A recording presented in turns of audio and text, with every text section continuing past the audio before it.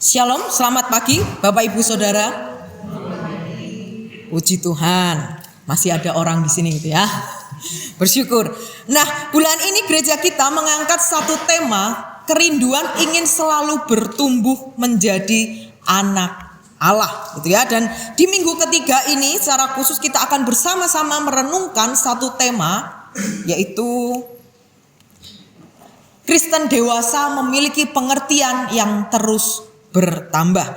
Mari kita membuka bersama firman Tuhan yang menjadi dasar perenungan kita hari ini. Ibrani 5 ayat 11 sampai 14. Ibrani 5 ayat 11 sampai 14. Jika sudah menemukannya, izinkan saya membacakan bagi kita sekalian. Bapak Ibu Saudara silahkan menyimak di Alkitabnya masing-masing. Ibrani 5 ayat 11 sampai 14.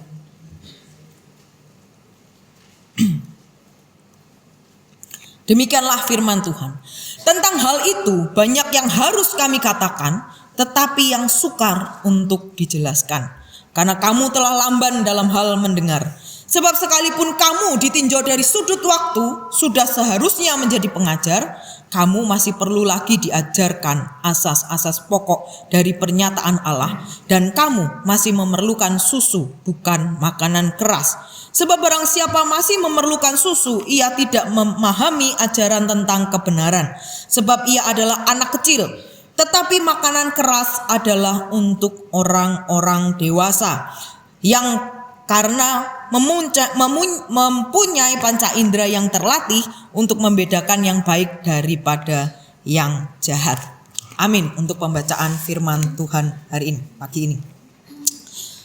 Bertumbuh. Bapak Ibu Saudara, kalau ditanyakan kepada kita gitu ya, di antara kita siapa yang tidak ingin atau tidak pernah mengalami pertumbuhan, maka 99,99999% saya yakin bahwa kita semua di sini itu ingin dan pernah atau sedang mengalami yang namanya pertumbuhan. Seperti video berikut ini, kita lihat sebentar ya.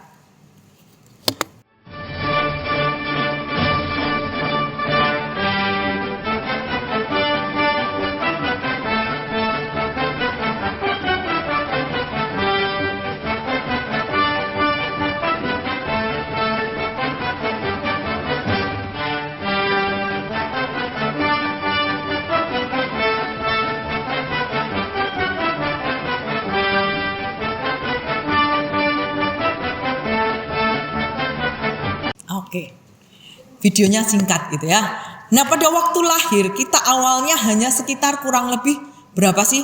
3 kilo dengan panjang kurang lebih 50 cm. Ini pada waktu lahir Ethan tidak sampai 3 kilo gitu ya, kurang dikit. Nah, tapi kemudian terus bertumbuh menjadi lebih besar dan semakin bisa melakukan berbagai macam hal gitu ya. Semakin besar kita bisa semakin bertanggung jawab terhadap diri sendiri dan lain sebagainya. Dan tentunya setiap kita secara alamiah itu memiliki keinginan untuk bertumbuh dan terus bertumbuh dan terus berkembang gitu ya. Tapi kalau dipikir-pikir gitu ya, sungguh ironis atau sungguh menyedihkan. Kenapa? Karena seringkali kita itu begitu sibuk dan bingung ketika kita mendapati bahwa tubuh atau diri kita ini tidak bertumbuh dengan baik.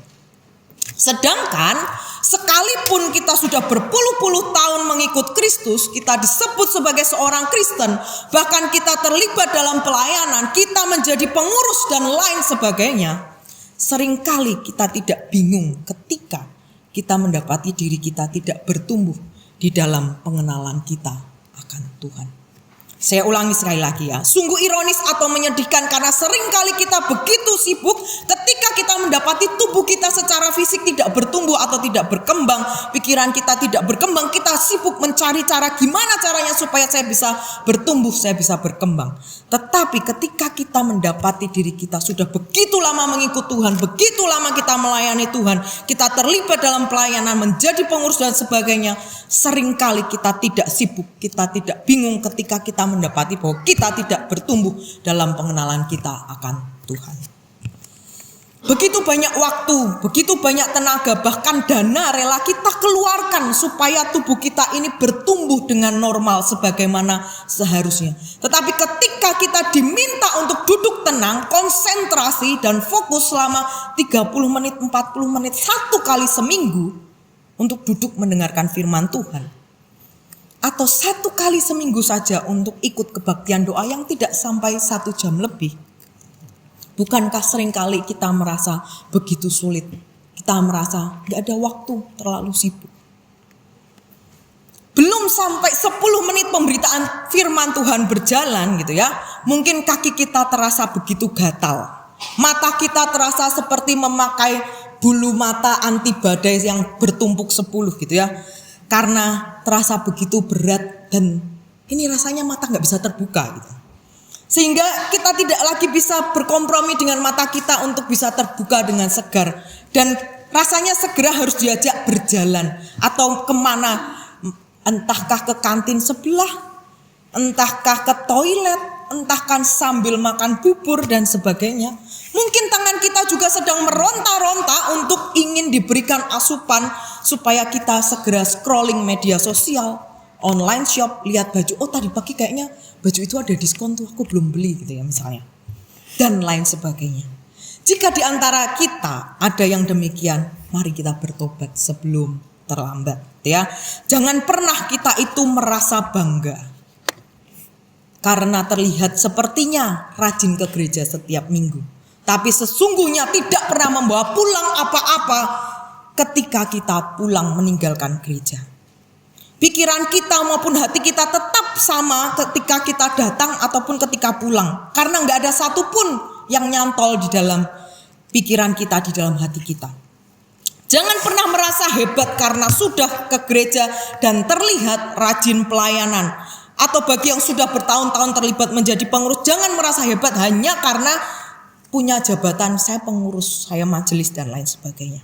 Jangan pernah merasa cukup hanya dengan ikut ibadah. Itu pun datangnya sudah mau firman Tuhan. Dan memberikan persembahan, kita merasa udah cukup, aku udah memberikan apa yang harusnya aku berikan kepada Tuhan. Tapi tidak pernah dengan sungguh-sungguh mempersembahkan hidup kita untuk Tuhan. Yang Tuhan mau itu bukan semata-mata kehadiran kita.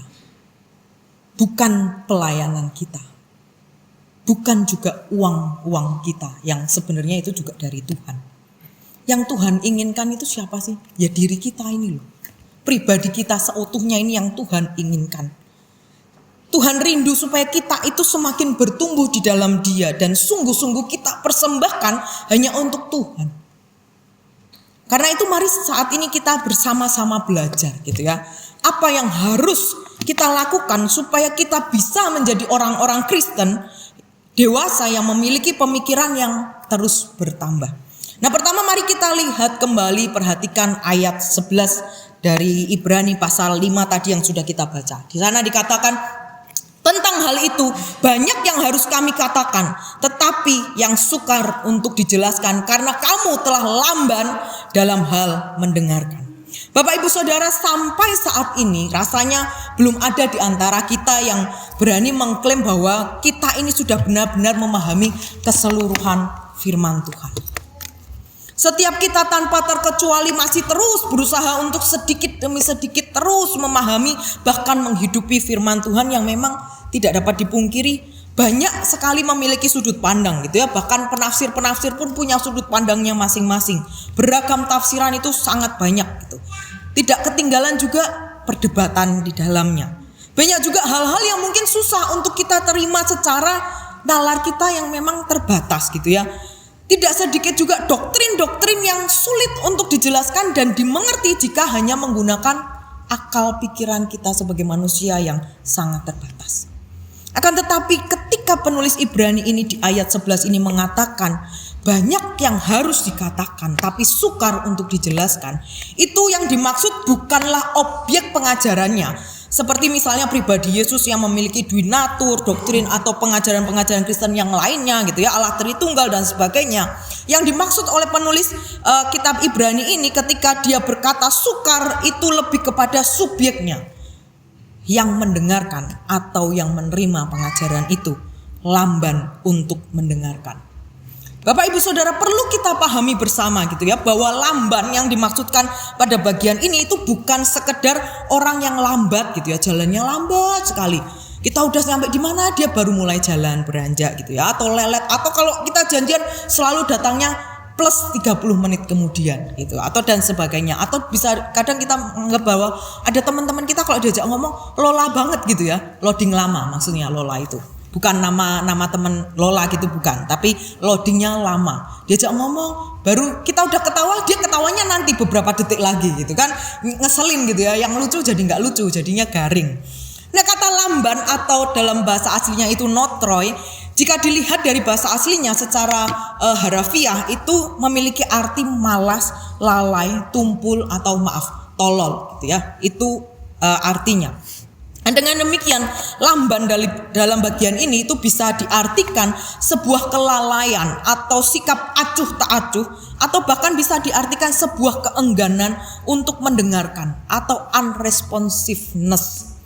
Jadi bisa dikatakan bahwa melalui bagian ini penulis surat Ibrani itu memberikan sebuah teguran yang tegas sekaligus terang-terangan bahwa mereka di zaman itu, juga kita orang percaya di zaman ini, itu tidak mengalami pertumbuhan bukan karena pengajaran atau doktrin atau Injil itu susah untuk diajarkan, susah untuk dimengerti, tetapi karena kitanya yang memang tidak mau mendengarkan pengajaran.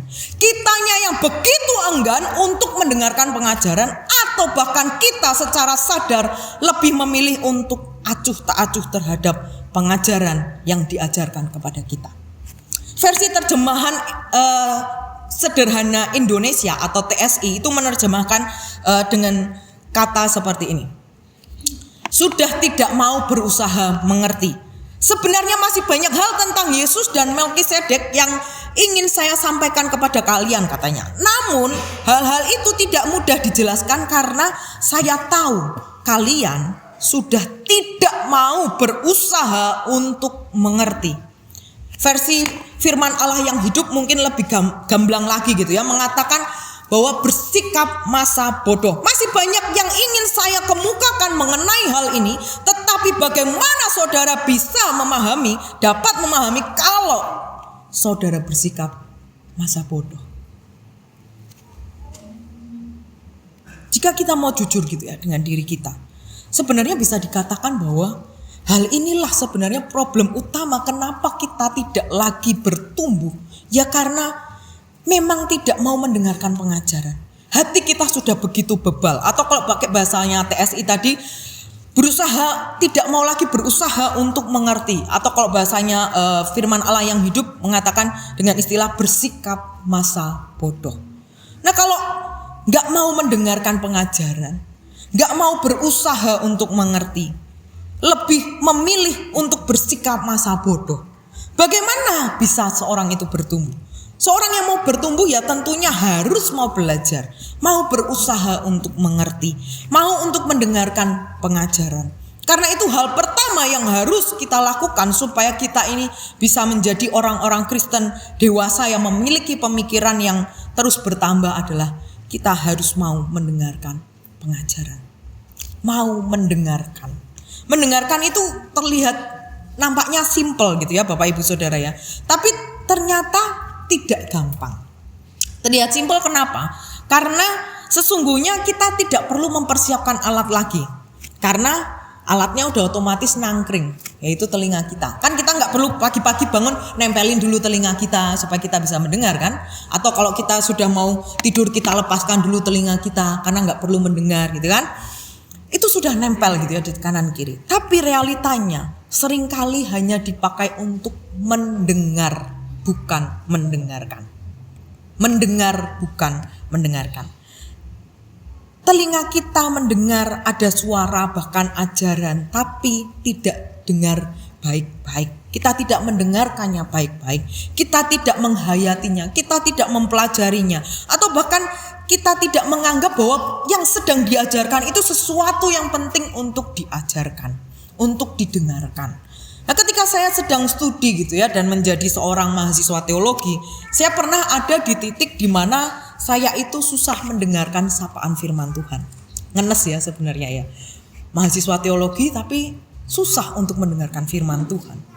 Karena apa? Karena saya merasa sudah hebat.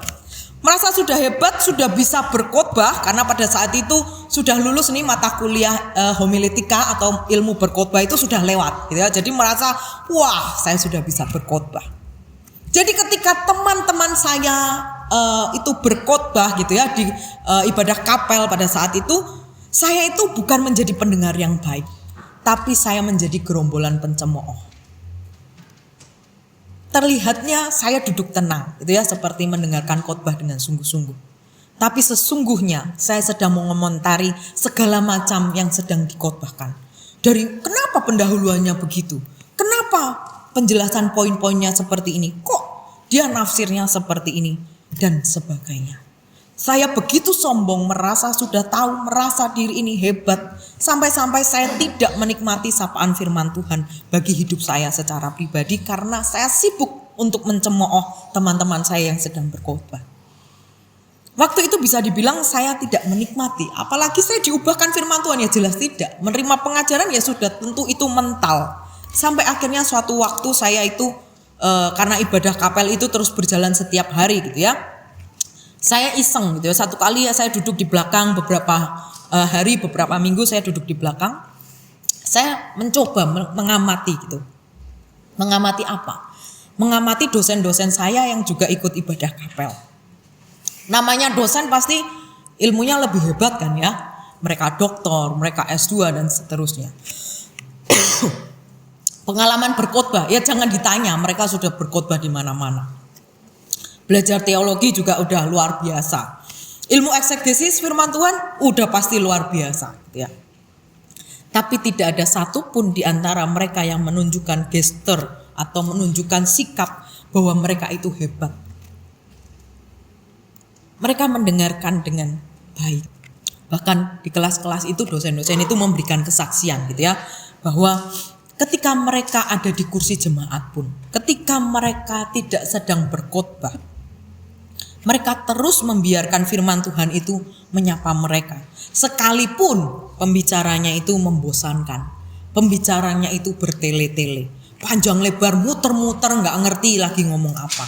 Tapi mereka tetap menyimak dengan baik karena mereka lebih memandang firman itu sendiri. Mereka menghargai firman Tuhan itu bukan sekedar melihat siapa sih yang sedang membawakan firman Tuhan atau bagaimana sih pengkhotbah itu sedang mengemas khotbahnya itu sehingga bisa dideliver dengan baik. Apa yang mereka saksikan ini saya tidak asal cuman dengar dan kemudian percaya gitu ya. Saya tetap masih amati, masa iya sih mereka seperti itu. Dan saya mengamati memang begitu yang mereka lakukan. Mereka seorang dosen, mereka sudah belajar dan sebagainya. Bahkan mungkin jauh lebih luar biasa gitu ya ketika menyampaikan firman Tuhan dibandingkan saya yang masih masih ecek-ecek gitu ya. Akhirnya sejak itu saya pun juga bertobat dan akhirnya saya belajar juga. Iya ya, ternyata memang sekalipun pembicaranya begitu membosankan, begitu muter-muter gak jelas lagi ngomong apa. Sesungguhnya ketika kita mau sungguh-sungguh mendengarkan, kita mau sungguh-sungguh coba fokus, tidak mungkin tidak ada satupun yang gak nyantol gitu. Pasti adalah minimal satu. Ataupun kalau misalnya sampai benar-benar penjelasannya itu kurang jelas, paling tidak ketika kita baca firman pun kita juga disapa oleh firman itu. Gitu ya. Saat itu pun juga saya terus belajar dan sampai sekarang saya juga masih terus belajar gitu. Bagaimana saya terus rindu supaya firman Tuhan ketika diberitakan itu, firman itu bisa menegur saya, bisa menghibur saya, bahkan juga menguatkan gitu ya. Nah, bagaimana dengan setiap kita Bapak Ibu Saudara? Apakah selama ini kita termasuk orang-orang yang sering kabur ketika firman Tuhan diberitakan? Karena merasa bahwa tema-tema yang dibahas itu gak sesuai, jauhlah dari apa yang sedang saya gumulkan, tidak relevan buat hidup saya. Apakah kita ini hanya mendengar atau sungguh-sungguh kita mendengarkan firman Tuhan itu? Apakah kita ini dengan sepenuh hati kita mendengarkan pemberitaan firman Tuhan, atau kita justru lebih memilih untuk bersikap acuh tak acuh terhadap firman yang sedang diberitakan, serta kita memilih untuk bersikap unresponsiveness? Silahkan kita renungkan dan dijawab masing-masing di dalam hati gitu ya. Berikutnya mari kita perhatikan lagi ayat 12 sampai 13. Saya bacakan dari terjemahan sederhana Indonesia. Dilihat dari waktu semestinya kalian sudah bisa menjadi guru, tetapi sampai sekarang kalian masih perlu diajar tentang dasar-dasar firman Allah. Kalian masih seperti bayi yang hanya bisa minum susu dan belum bisa makan makanan keras. Karena siapapun yang masih minum susu saja berarti dia masih bayi. Orang seperti itu belum siap menerima ajaran-ajaran yang lebih tinggi, sebab dia belum terlatih untuk mengenali ajaran mana yang memimpin kepada hidup yang benar. Itu ya. Pada bagian ini penulis surat Ibrani menggunakan penggambaran yang cukup gamblang. Pada bagian ini penulis surat Ibrani menggunakan penggambaran yang cukup gamblang bahwa sebagaimana seorang bayi yang semakin lama semakin bertumbuh, semakin memerlukan nutrisi yang lebih beragam, sehingga mereka mulai perlu makanan lain selain susu, gitu ya. Demikian juga kita orang Kristen, kehidupan kita sebagai orang Kristen. Semakin lama kita mengenal Kristus, harusnya kita itu bisa memberi teladan kepada orang lain tentang bagaimana seharusnya seorang Kristen itu menghayati dan menghidupi kekristenannya. Bukan sebaliknya. Sudah lama menjadi orang Kristen tapi masih diajari hal-hal yang paling dasar tentang kekristenan. Atau kalau pakai istilah penulis Ibrani, penulis kitab Ibrani ini masih perlu diajari alfabet atau ABC dari firman Tuhan. Nah, bayangin kalau masih belajarnya ABC baca aja berarti kan belum bisa gitu. Itu sangat-sangat amat basic gitu ya. Nah Bapak Ibu Saudara, kalau kita lihat anak kecil yang masih 1-2 tahun gitu ya, rasanya lucu, gemesin, imut-imut gitu kan. Bapak Ibu kalau lihat Ethan rasanya juga gemes gitu ya. Tapi kalau anak itu selamanya seperti itu, apakah beneran lucu? Pasti enggak gitu ya. Orang tuanya pasti akan sibuk cari tahu kenapa anak saya begini-begini terus. Apakah dia mengalami stunting atau bagaimana? Sebagai orang tua saya harus bagaimana? Dan lain sebagainya. Kita pasti berusaha supaya anak kita bertumbuh dengan baik gitu ya, sebagai orang tua. Salah satu hewan namanya axolotl. Nah, semoga saya tidak salah menyebutnya. Axolotl. Mungkin Bapak Ibu Saudara ada yang tahu binatang ini, ada yang baru lihat gitu ya. Kayaknya lucu, imut-imut gitu ya. Nah, hewan ini merupakan tergolong hewan amfibi jenis salamander gitu ya. Kalau kita lihat axolotl ini sepintas seperti salamander pada umumnya. Tapi axolotl ini berbeda. Kenapa berbeda? Karena axolotl ini tidak pernah tumbuh dewasa. Dia tidak pernah mengalami yang namanya metamorfosis. Itulah. Jadi sampai matinya nanti dia ya kayak gini-gini terus gitu. Setiap kita tentu tidak mau kan seperti axolotl ini. Karena setiap kita ingin mengalami yang namanya pertumbuhan. Itu sebabnya hal kedua yang harus kita lakukan supaya kita bisa menjadi orang-orang Kristen dewasa yang memiliki pemikiran yang terus bertambah adalah kita harus mau berkembang gitu ya. Seorang yang bertumbuh harus mau berkembang juga. Bayi yang semakin besar tentu perlu makanan pendamping lain. Nutrisi yang dibutuhkan tubuhnya tidak bisa lagi dipenuhi hanya dengan minum susu. Kalau nggak diberikan makanan pendamping susu, ya nutrisinya pasti tidak terpenuhi dan bayi itu akan terus merasa kelaparan gitu ya. Dan lain sebagainya. Dia akan rewel, dia akan terus cari-cari cara supaya dia diberikan sesuatu untuk dia makan. Nah, semakin besar bayi maka susu yang diminum tidak seintens sebelumnya. Secara alamiah bayi akan memberikan sinyal bahwa dia memerlukan bukan sekedar susu. Aku perlu yang lain papi mami. Nah, Bapak Ibu Saudara yang sudah punya anak atau punya cucu tentu tahu ada fase-fase di mana anak kita itu tidak lagi mau makan bubur karena dia mau apa yang dimakan orang tuanya. Dan hal ini menurut saya sangat-sangat ajaib gitu ya. Ketika kami berdua mendampingi Ethan, saya renungkan, Tuhan tuh menciptakan kita benar-benar ajaib gitu. benar apa yang dikatakan pemazmur bahwa kejadian kita itu dahsyat dan ajaib gitu. Tuhan menciptakan kita begitu sangat amat ajaib. Tanpa diberitahu, tanpa kita perlu ajarin gitu ya. Nanti ya Ethan ya, bulan depan ya kamu harus bisa makan nasi. Kita nggak pernah seperti itu.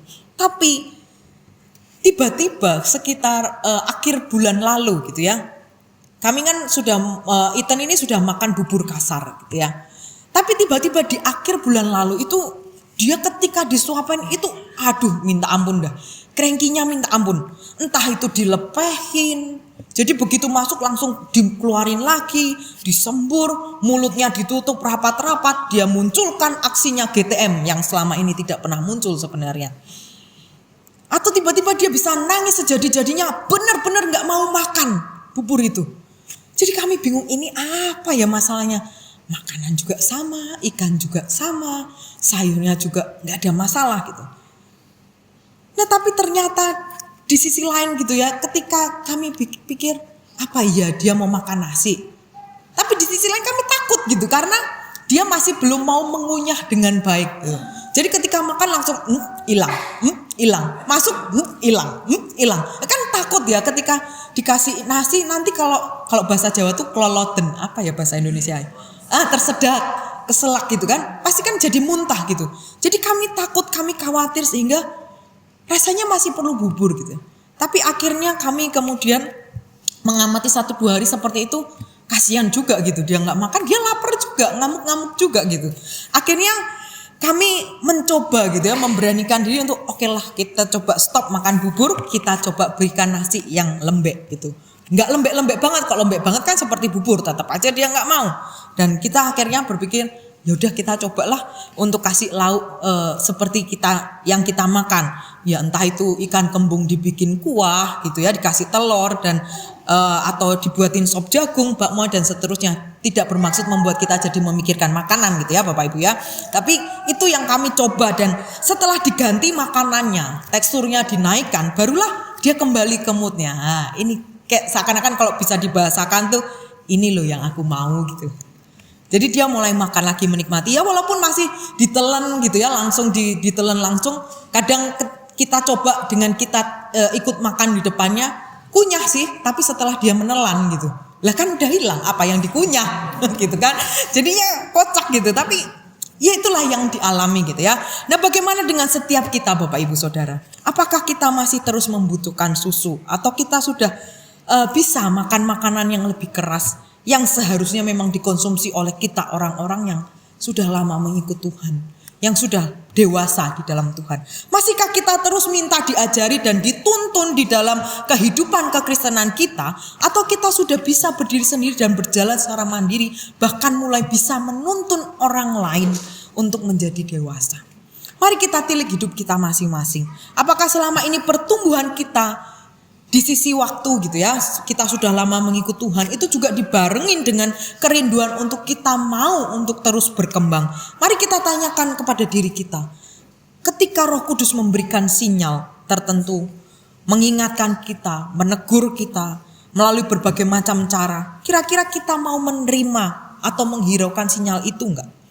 Atau kita justru membiarkan sinyal itu dan kita tidak menganggap bahwa masa sih itu buat saya gitu.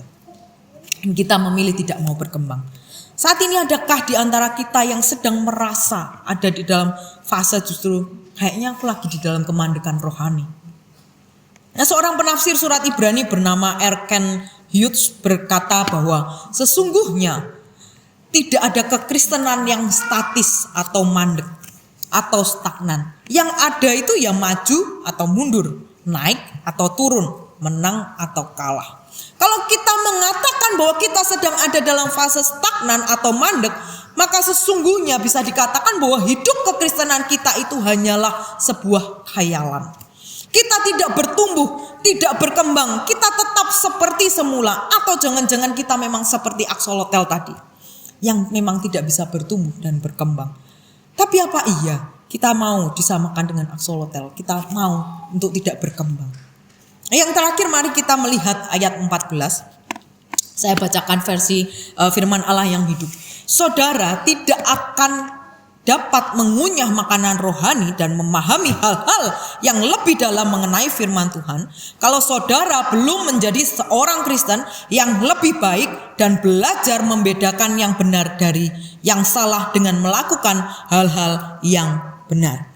Di ayat 14 ini penulis surat Ibrani ingin mengatakan bahwa keputusan yang matang, keputusan yang bijaksana, keputusan yang saleh itu hanya bisa dihasilkan oleh orang-orang yang dewasa secara rohani, yang terus berjuang menjadi lebih baik dan terus-menerus belajar untuk melakukan kebenaran.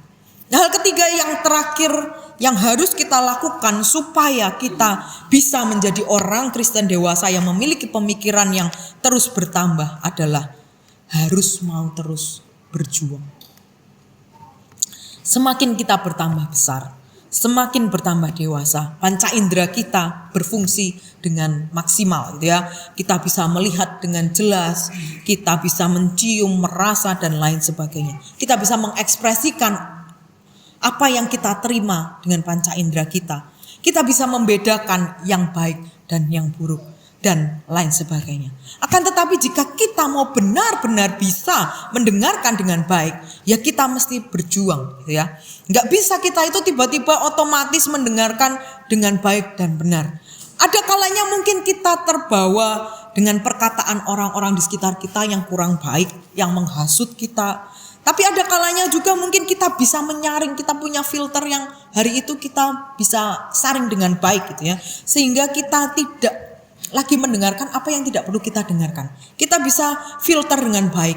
Kita tidak menjadi baper banget ketika orang berkata sesuatu. Dan ketika saya merenungkan dan mencoba untuk melihat diri saya sendiri gitu ya. Memang tidak dapat dipungkiri bahwa semakin dewasa kita itu umumnya itu kita bisa semakin bisa membuat pertimbangan-pertimbangan yang realistis. Pertimbangan-pertimbangan yang bisa dipertanggungjawabkan gitu ya. Ketika kita mengambil keputusan, semakin kita dewasa, pertimbangan kita itu tepat dan kita bisa mengambil keputusan itu dengan baik. Ketika saya masih usia 20-an gitu ya, keputusan-keputusan yang saya ambil itu ketika saya renungkan itu seringkali ditunggangi dengan yang namanya emosi dan rasa gerusa-gerusu. Gerusa-gerusu itu terburu-buru gitu ya. Maunya cepet, aliasan nggak bisa tenang, nggak bisa kalem dulu, duduk dulu, tenang, mikir, berdoa gitu ya. Dan memang itu sulit buat saya untuk bisa kalem dan memutuskan pelan-pelan. Karena natur alamiahnya yaitu maunya cepet-cepet gitu ya. Set-set, karena maunya semuanya ya kalau bisa cepet selesai. Kalau bisa cepet selesai kenapa harus lama selesai kan gitu ya. Tapi nyatanya kan dalam mengambil keputusan gak bisa semuanya itu diambil dalam tempo yang sesingkat-singkatnya. Apalagi terburu-buru. Makanya saya bersyukur gitu ya mendapat pendamping hidup yang lebih kalem. Lebih kalem dari saya gitu ya. Dalam hal mengambil keputusan. Dia selalu kalau mengambil keputusan ya kan gak harus sekarang juga kan. Nanti dulu lah dipikir dulu. Jawabnya besok aja iya apa enggaknya. Dia masih lebih bisa tenang, tapi saya merasa kalau saya belum jawab itu seperti seakan-akan saya punya utang, harus segera jawab, harus segera lakukan dan sebagainya gitu. Tapi saya bersyukur dengan adanya Pak Darius yang itu menjadi rem buat saya gitu, bahwa ya saya harus terus belajar gitu. Enggak semua harus sekarang juga kok. Enggak harus semua harus diputusi dalam waktu sekian detik gitu. Ada masanya harus dipertimbangkan baik-baik. Jangan gerusa-gerusu. Pikir dulu matang-matang. Timbang dulu baik-baik. Apa resikonya, apa plus minusnya dan lain sebagainya. Ya demikian juga ketika kita menilik kehidupan kekristenan kita. Saya pun juga masih terus berjuang gitu ya. Untuk terus bertumbuh. Bukan berarti hamba Tuhan sudah belajar teologi, sekolah teologi terus enggak perlu bertumbuh lagi, enggak. Kami terus bertumbuh gitu ya. Setiap kali baca firman Tuhan, merenungkan firman Tuhan, persiapan khotbah, saya juga berjuang untuk menikmati firman itu. Enggak cuman sekedar apa ya yang dikatakan komentari ini, apa yang harus saya sampaikan ketika khotbah. Tapi sayangnya enggak dapat apa-apa. Saya berusaha juga mendisiplin, berjuang untuk ya saya harus dapat dulu apa yang harus saya lakukan. Dan saya juga menilik apakah saya juga sudah melakukan gitu. Jangan cuman menyuruh jemaat melakukan tapi saya tidak melakukan gitu. Walaupun kita manusia lemah tapi kita juga harus berjuang untuk melakukan dan menghidupinya tiap hari. Kadang berhasil, kadang juga bebal gitu. rasanya susah gitu kan. Kadang juga masih berusaha untuk apa sih maksudnya firman Tuhan ini. Kadang juga males, ngantuk, masih harus ini itu dan sebagainya. Banyak dinamika di dalam kehidupan kita. Dan inilah realita hidup yang harus dihadapi oleh setiap kita yang disebut orang dewasa. Tidak bisa ada lepas dari yang namanya berjuang. Karena itu mari jangan pernah puas dengan label kita sebagai orang Kristen. Jangan pernah merasa cukup dengan rajin ke gereja setiap minggu. Jangan pernah merasa sudah mencapai target karena sudah terlibat dalam pelayanan, bahkan masuk di dalam kelompok aktivis gereja. Kalau ternyata kita tidak pernah berjuang untuk menjadi orang Kristen yang lebih baik dan lebih baik. Kita tidak pernah berjuang untuk memilih melakukan kebenaran ketimbang melakukan hal-hal yang terlihat benar, tapi itu hanya sekedar berdasarkan ukuran budaya sekitar, ya. Mari kita bersama-sama berjuang untuk menjadi seorang Kristen yang lebih baik. Mari kita berjuang untuk bisa terus menjadi pelaku kebenaran.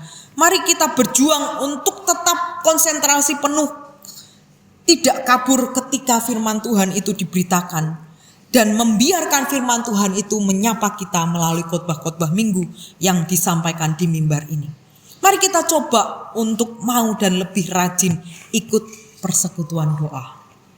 Baik itu doa Rabu maupun doa Sabtu di minggu ke-2 dan ke-4. Mari kita terus berjuang membaca dan merenungkan firman Tuhan itu hari lepas hari. Mari kita berjuang untuk datang tidak terlambat setiap minggunya. Mari kita berjuang untuk datang lebih pagi. Menyapa saudara-saudara seiman kita. Mengambil waktu doa secara pribadi dulu di hadapan Tuhan. Nah, bagi yang sudah memang datang lebih pagi, mari kita terus berjuang untuk mempertahankan semangat itu. Mari berjuang untuk terus taat dan setia mengikut Kristus. Mari terus berjuang sampai akhir hidup kita, sampai kita ketemu secara pribadi dengan Tuhan. Jadi apa yang harus kita lakukan supaya kita bisa menjadi orang-orang Kristen dewasa yang memiliki pemikiran yang terus bertambah? Kita harus mau mendengarkan, kita harus mau berkembang, dan kita harus mau terus berjuang. Terus semangat karena Tuhan pasti menolong dan memampukan setiap kita. Amin. Untuk pemberitaan firman Tuhan, mari kita berdoa.